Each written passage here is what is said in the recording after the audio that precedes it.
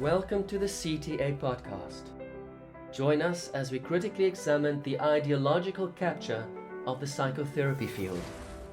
Here we discuss better, common humanity proposals for a fairer society. Our discussions are thought-provoking, and our guests are from diverse backgrounds, bringing unique perspectives to the table. This is the CTA podcast with your hosts, Jaco van Zyl and Christine Seafen.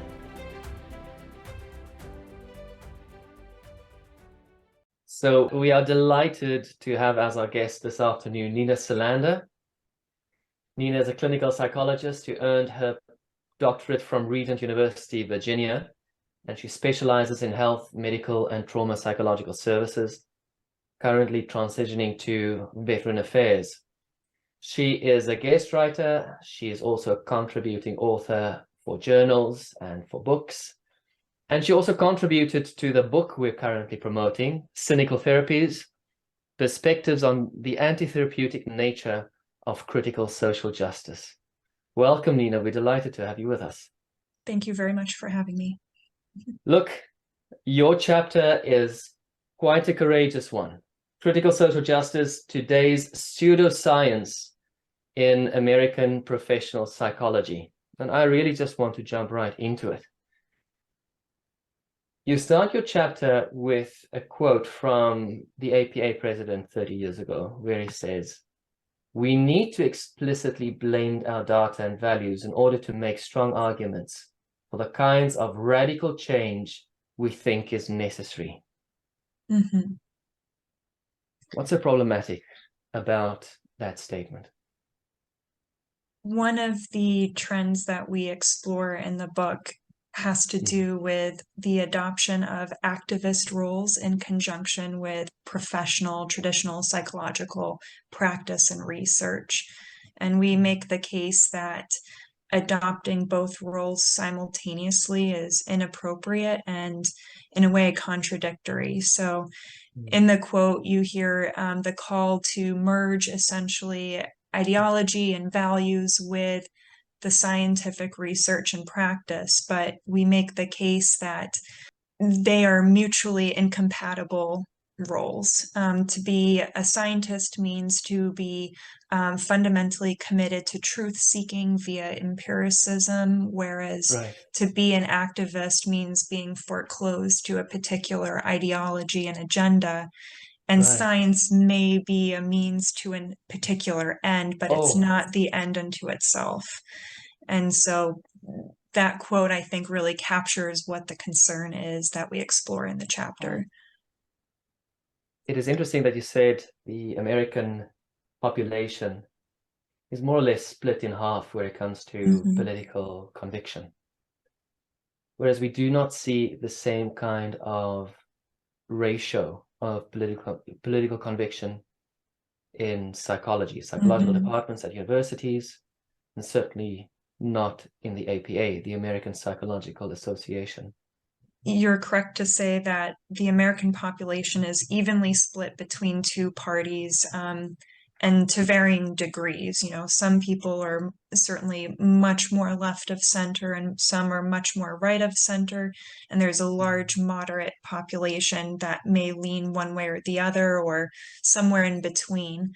However, the Professional American Psychological Association, members of it, and related professions as well, such as in counseling, marriage and family therapy, social work as well, have increasingly become left of center over the decades, to such a degree that the ratios are sometimes 1-10, 1-72 even for voting patterns.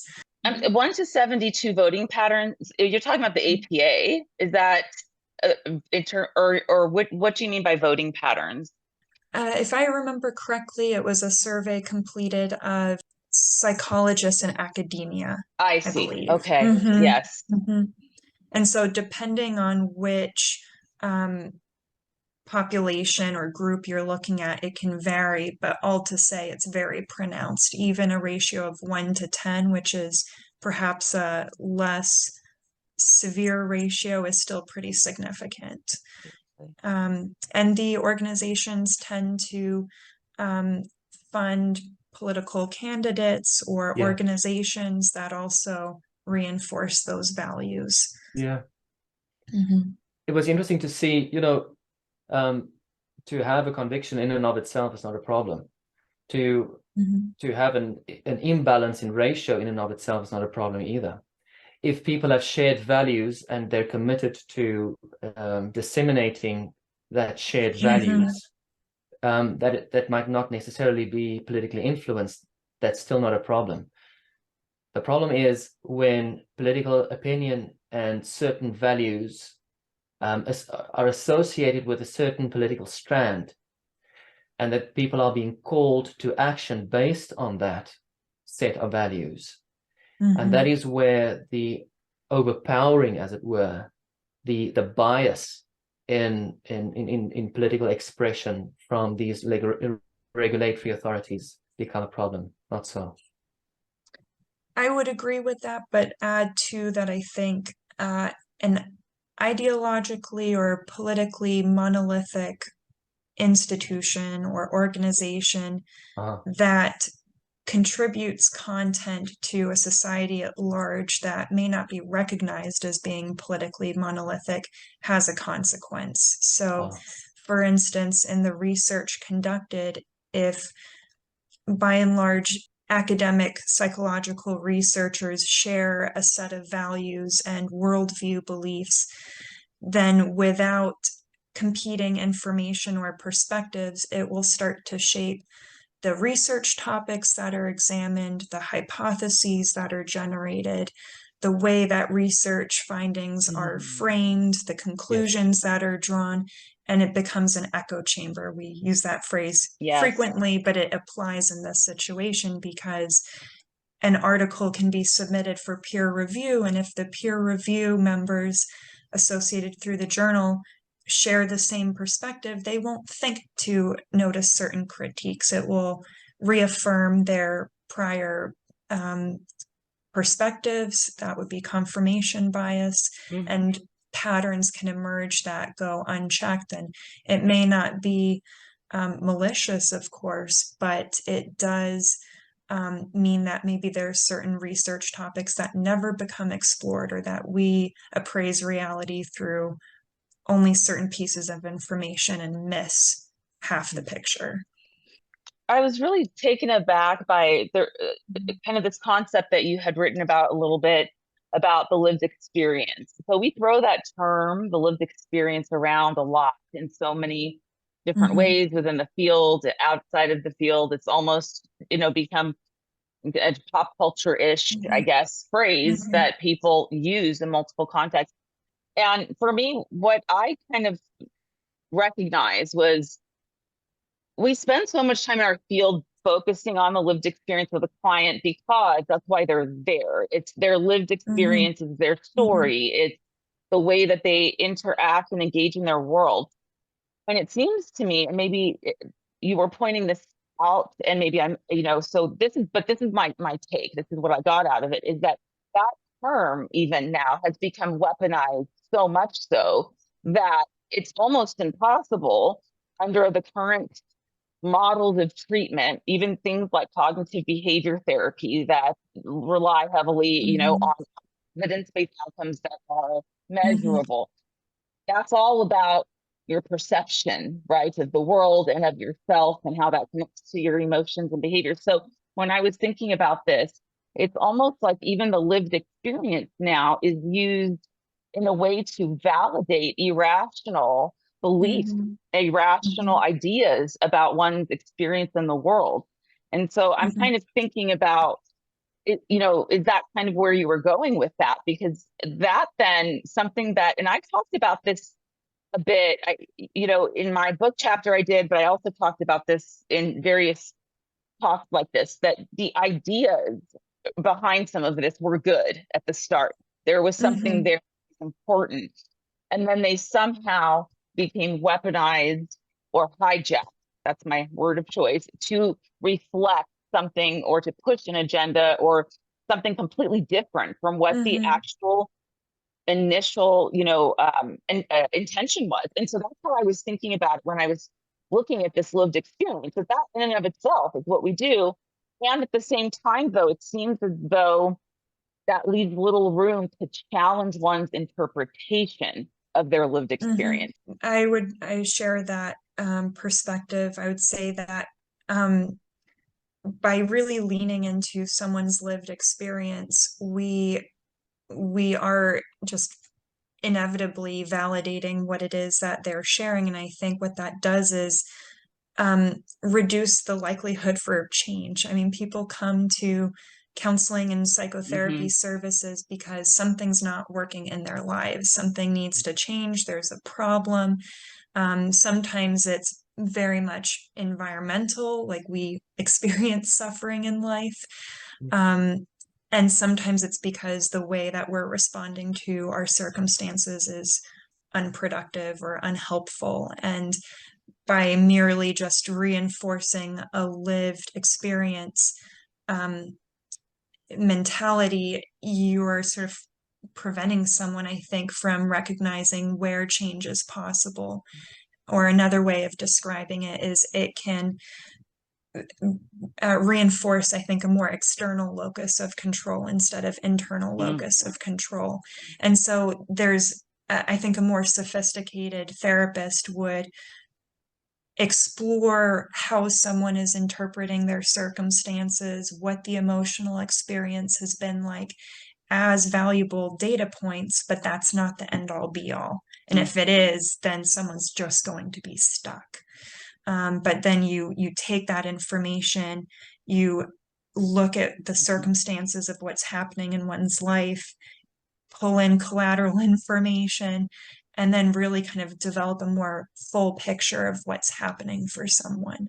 And that requires, I think, also acknowledging what's actually happening, what is someone's circumstances.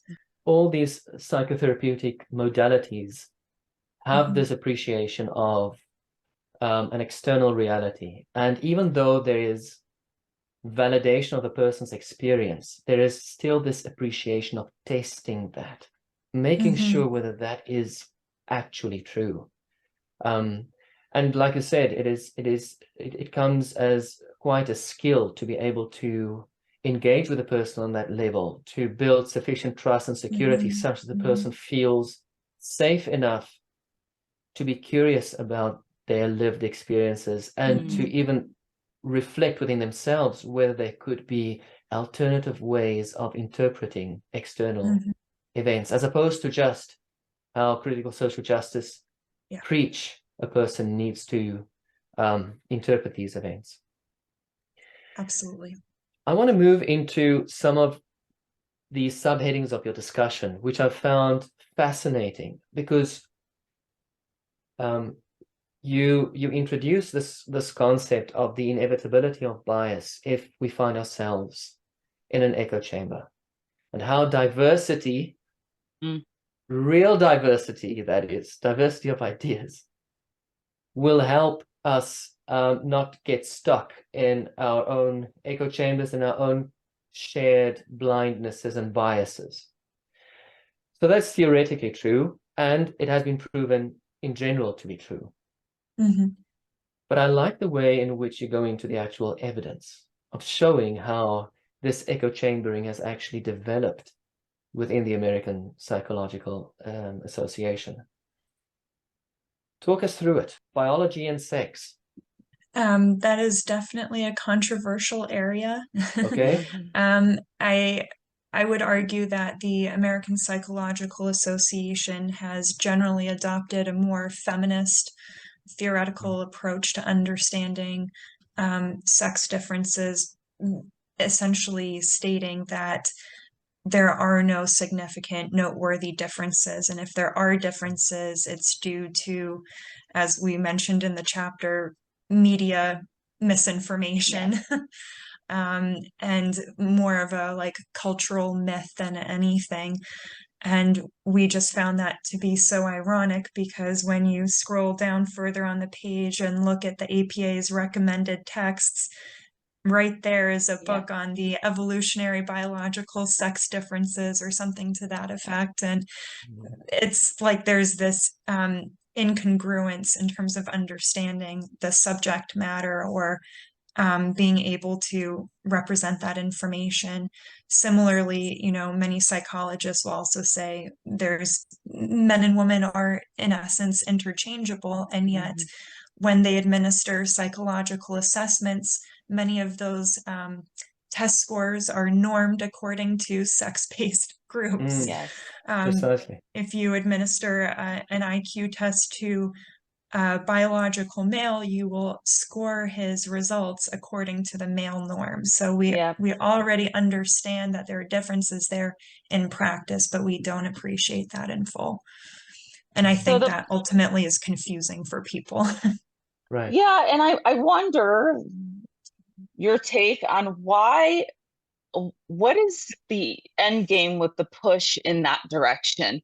What's the takeaway, right? When we talk about that with our clients and behavior in general, there's usually a payoff in some regard, in some level. What's the payoff there for this to be happening? I mean, this seems so complex that it's not just about our field, but the intersection of all of these other associations and governing bodies and research money and all of that. So I'm wondering, from your perspective, is that a convergence of all of that, all of those tentacles, if you will? You know, I'm not sure what the answer is to that, other than the popular belief right now in the profession is one that I think is reinforced and valued in society right now. And when our culture has become so politically polarized that there's concern of saying anything that sounds too moderate or nuanced so as to be mistaken as bigoted in any way. Yes. And so I think that fear, but also desire towards a particular ideology just really makes it much more pronounced. Whether there's other bigger factors at play, for instance, the financing around these patterns, you know, I can't really speak to that, though I have hypotheses, I suppose. Yeah. So they find themselves in all kinds of trapped priors, as it were. Seeing that they find themselves in an echo chamber, they're following an ideological script.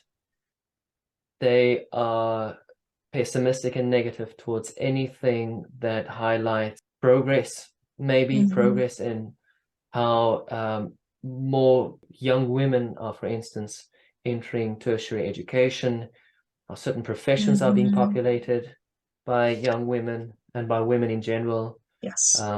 Whenever they encounter evidence of excessive male suffering or lower population ratios of males in certain professions, there's almost this built-in negative response, rejection of that kind of evidence, which just strengthens their blindness, the bias. And one cannot expect eventually where they would start realizing, look, we've made so much progress now. It's time to change our tune.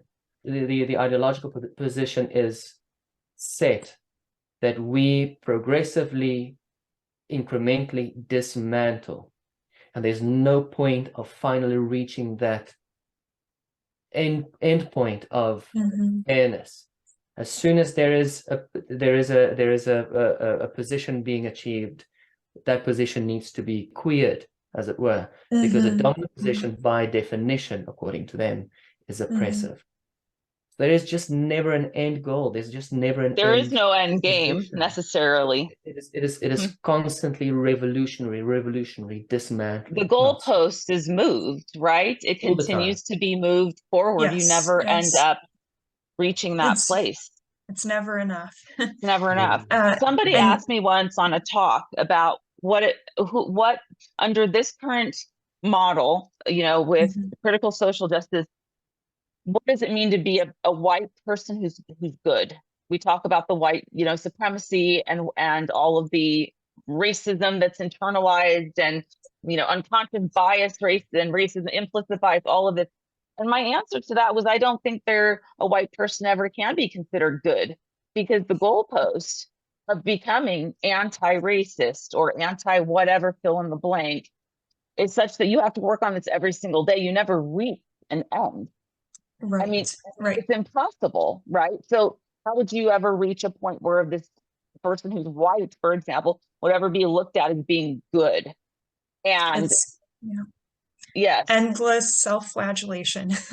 Endless self-flagellation. Love it. And you point that out in the subheading ethnicity and race. The IAT, implicit association test. What's so wrong with that? It's difficult to get into the technicalities about why this is an unreliable test, but I suppose in a nutshell, you could say that the proponents of the IAT say that its merit comes from its aggregate use. So if you just take it over and over and over and over again, and with large groups of people, that the average score that you obtain is accurate in some way, but that's a bit of a problem. The other problem is that unconscious bias is not a reliable predictor for behavioral discrimination.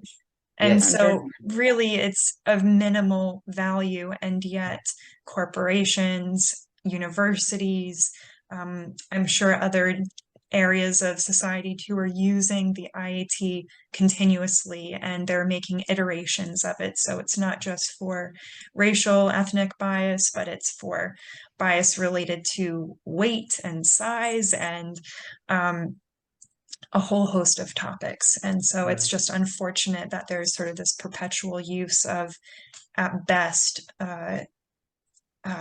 dubious instrument. So yes, absolutely. Do you mind just really briefly sharing what that testing instrument is, what the purpose of that instrument is used for? What does it seek to discover? Sure. The IAT stands for the implicit association test. And it was developed, I want to say maybe 10 years or so, give or take. And it's a computer-based test where you see images, and for instance, the original, I think, was based on race and ethnicity. So you would see alternating pictures of Black and white men, for instance, and you would have to respond by clicking certain keys to sort of communicate whether it was a positive or negative response in some way. And there were some other components of what's happening on the screen as well. But essentially, it's measuring your response time to these images and determining that maybe a delayed response means something, or a faster response means something, which that as well is maybe questionable, although sometimes a method of conducting research on the topic of implicit bias in general. But then it's drawing these conclusions about whether or not you're racist. And you take that information, and then now that it's being used in maybe corporate environments, it's unclear whether, you as the employee just see the result and it's telling you whether you're racist or not, or if that's being collected by your employer. And then maybe flags you for some type of racial sensitivity training or something like that. Yeah. Which I did quite a bit of when I was working for FAIR, Foundation Against Intolerance and Racism, for our folks. Great organization, focused mostly on education, but has branched out. And that was one of our tasks at hand, was to sort of take these diversity, equity, and inclusion, DE&I trainings, and look at how completely exclusive, toxic, etc. they actually were, and to bring forth a pro-human approach to diversity and equity and inclusion that leads with shared humanity versus leading with, this idea of bias. And it just was such a shock to me, the extensive amount of corporations that we connected with and talked to, and how many actually brought us on to make a change in the training. It was like 1 to 72. That was Wow. probably the ratio.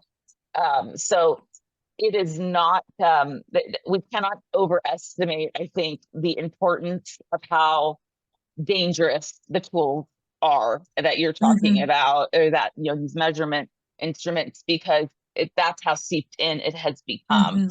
And I was blown away, quite frankly. I knew that was the case internally with our field. I didn't know it was so much so that we were maybe getting about 70 to 80 pitch calls, if you will, and getting 1 to 2 clients out of it, with Wow. evidence that we use, actually, that was research conducted over the past 20 years about anyhow how this creates an in-group out-group, you know, environment at an employee, you know, in a professional setting, and why that might be harmful to, you know, teamwork. I mean, these are very simple conclusions anyone can draw, and we had evidence on that.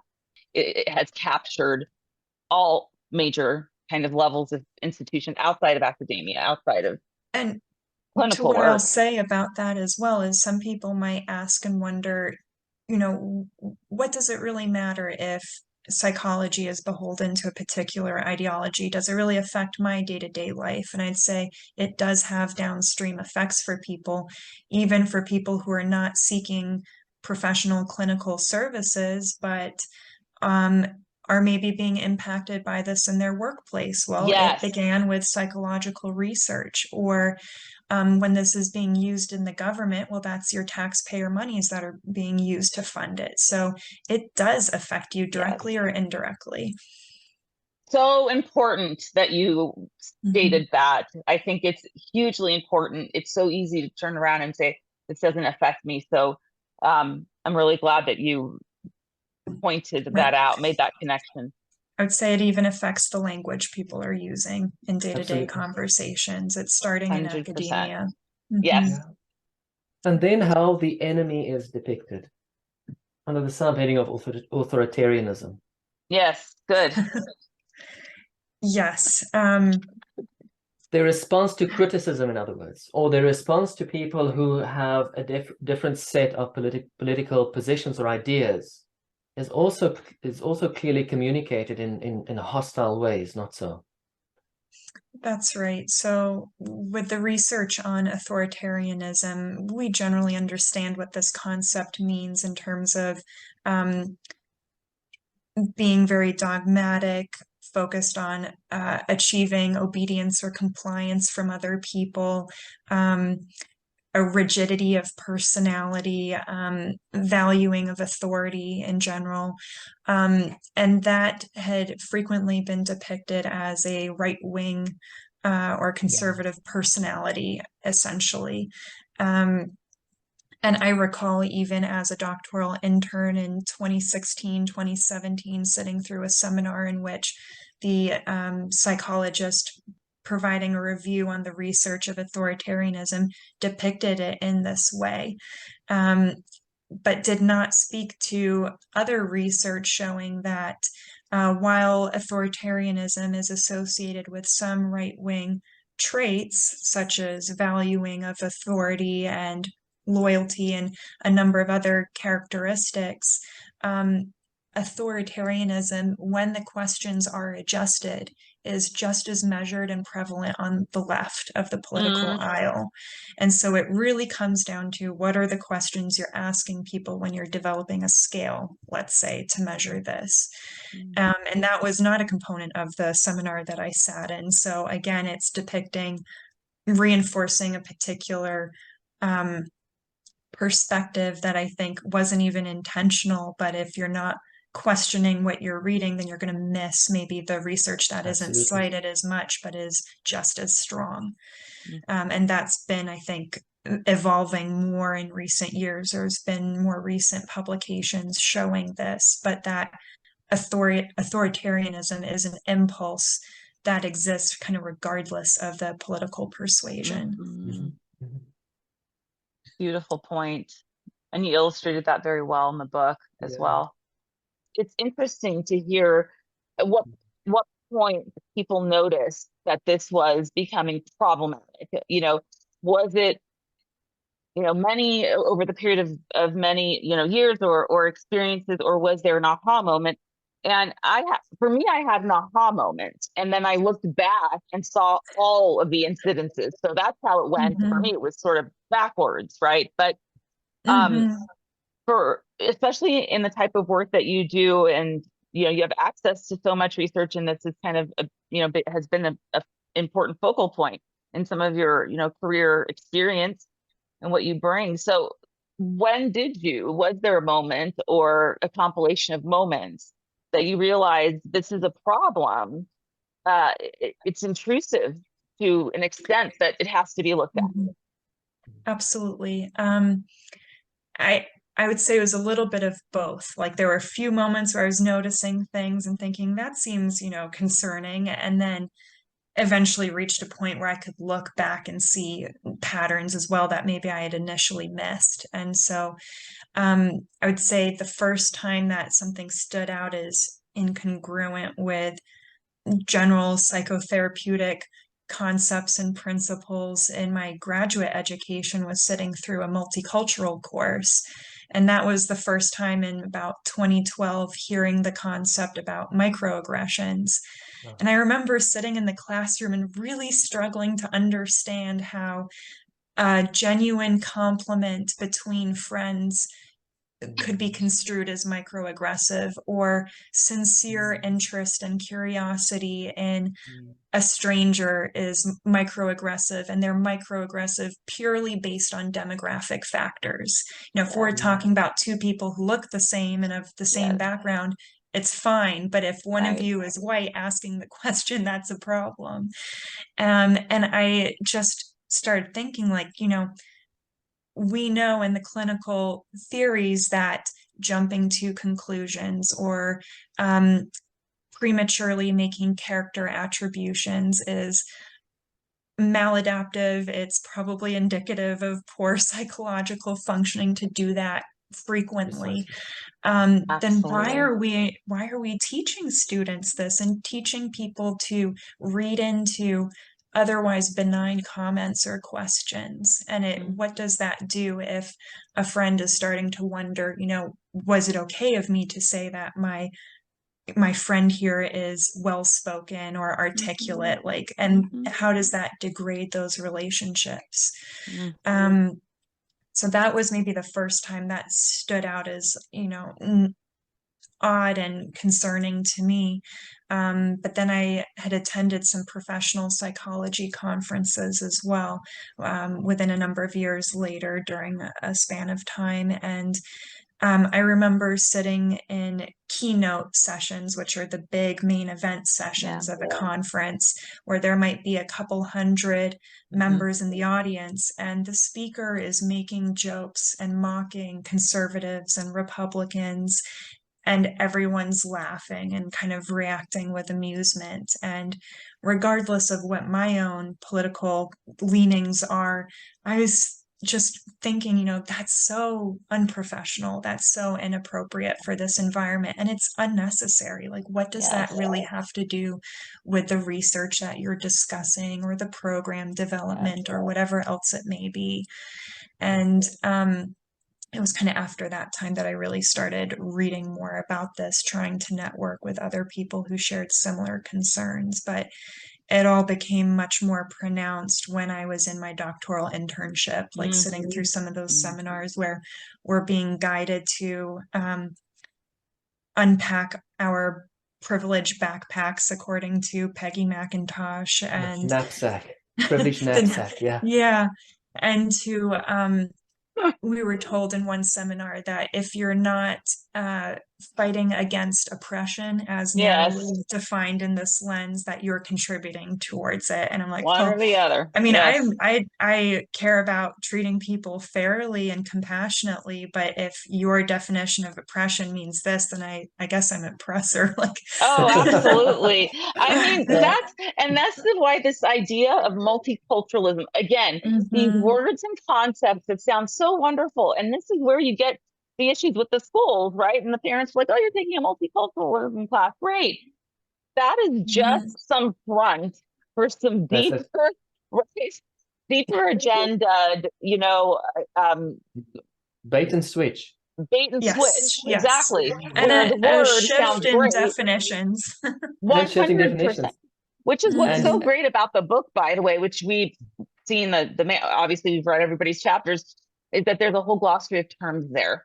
And so pages of terms to explain what these things actually mean, that they don't necessarily mean the way they sound, right? So how they are hijacked and used is important to be aware of. I agree. There's this notion of concept creep. I don't know if either of you have heard of that before, but that really gets at this idea. Can you just say a couple of sentences about concept creep for our audience? Essentially, that the definition of words as we used to know them has shifted over time to become less inclusive or more inclusive conceptually. So, for instance, taking the word trauma used to mean kind of a narrowly defined exposure to death or risk of dying. You'd think of maybe being in a really serious car accident, for instance, but now trauma is defined as like anything that is emotionally upsetting, basically. And so it really kind of dilutes the phrase, the term, but it has implications for how that becomes used after. And then, you know, when something's labeled as traumatic, that has implications for what happens next. And also the concept of the way aggression is used. Gerald Wing Su, the mastermind behind microaggressions, who's also ideologically invested in pushing this particular strand of psychology. He also churns out textbooks that students use, especially abnormal psychology textbooks, in their training. The idea of aggression, the word aggression being used, not insensitive, not inconsiderate, not even offensive, but aggression. You think about it, think how comfortable society must be like, that you need to go into microaggressions and start to eradicate those for the comfort of other people. And that based on assumptions about what the other person's intentions were when they made a gesture or they made a comment. And so even there, the idea of concept creep has taken hold of this whole area of study called microaggressions. Yes, and some people will believe that aggression begets aggression. I remember listening to a video conducted by a student at an Ivy League university maybe 5 years ago, and was interviewing a student on campus who had seen the office door belonging to a professor, and on the door was a placard or a sticker that said, "Microaggressions warrant macro violence." And so if you're using the term aggression, that means like an offensive behavior or display, well, that in turn justifies maybe a self-defensive maneuver, quite literally. Absolutely. Violent retaliation. That just really stood out to me. But to your point, like the words again have implications. 100%. It's funny because actually, on a couple of podcasts I was on, I went through some of the questions I was asked was, when did you start to see the school being infiltrated? And I said it was the first time I walked up to the Office of Psychology, the department office, and saw a poster with a fist that said intolerance is not tolerated, something along those lines. So if we're talking, and the energy from these bold words with this picture of just fight, right? The retaliate, the defensive, your person, self-defense, whatever it is, retaliation was chilling. That was the best way to describe the feeling in my body when I saw it. I'm not in a place here where I can really say what I think. This is concerning. It's intimidation, really, and it's propaganda. Like it's reminiscent of World War II propaganda, I would say, Yes. Yeah, that's very unsettling. Nina, what are the ramifications for psychotherapy? I think there's a struggle that will be borne out to defend what good psychotherapy ought to be, which is encouraging and transformative for people with mental health related concerns. And at this rate, it's unclear to what extent critical social justice will truly impact that, unless we can start to dial things back in another direction. Where's the hope, I suppose, in us being able to move past this or through this as professionals? Because it's the pervasiveness, it's hard to see the light. Is there a way out? I think what will be most compelling to many mental health professionals in the profession, entering the profession, is to regard the ideology as a religion, insofar as in a bygone era, a religious litmus test was required to pass in order to enter academia. And critical social justice is yet one other worldview perspective, and it's inappropriate and unreasonable to expect people to adhere to that in order to become a psychologist, a therapist, a counselor, a social worker. And the more that we can liken it to that, I think that will be helpful. Similarly, appealing to universal professional values about avoiding harm, doing good, respecting client autonomy are things that we can appeal to that I think will also highlight areas where critical social justice is running amok.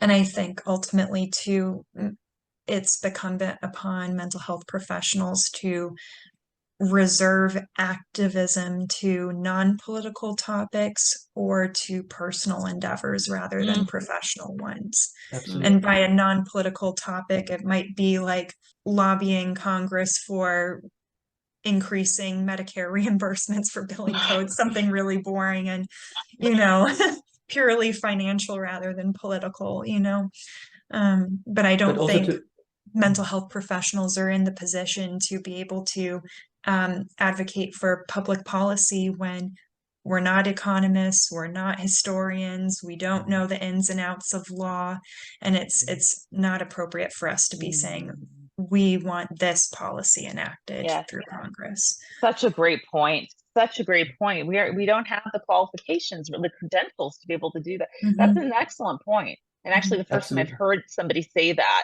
and absolutely. And also to appreciate that everybody is on their own journey. And many times our journeys manifest in these things we feel strongly about. That includes me. That includes all of you. But in psychotherapy, we appreciate that.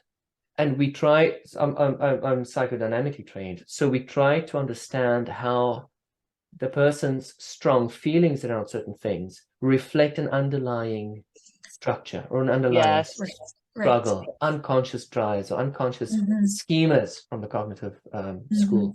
And to keep that frame well-disciplined and intact, as opposed to engaging in activism when you're a therapist. Not so. Absolutely. And I think that's relevant going back to the topic of the lived experience, where the emotional experience, someone's perceptions are useful information and worth discussing, but you don't stop there. Like you still, in order to know what those things mean, you have to have a sense for what reality is. Otherwise, it's neither here nor there. And how your interpretation changes the reality in and of itself. I mean, just the switch in perception. Could it be something else? We did some bias training too, which was about, did that action or behavior, what was the intent versus impact? So what was the intent of the action or what, somebody said to you versus the impact it had on you? Those two things don't necessarily align. It does not mean the intent was bad or hostile. Right. It's this lens and interpretation that creates this perspective. I think your chapter was very, very well written. Your research is solid. I went through some of the footnotes, and I think even some of the research pieces in the footnotes are essential reading material because Yes. these are the types of research that we would not ordinarily see being promoted Yes. in ideologically captured institutions like the APA as a counterbalance, as a necessary questioning to self-correct. Healthy institutions need to have a system in place, whether it's whistleblowing, whether it's self-correction measures, to critically reflect on whether they're still on course. And I think you provided a necessary set of adequate information for us to assess and to confirm how the field and some of these associations have been captured. Well, so thank you very much for your research, and thank you very much for your contribution, and we're looking forward to seeing more of your writings. Yes, thank you so very much. It was such a pleasure and an honor. Yeah.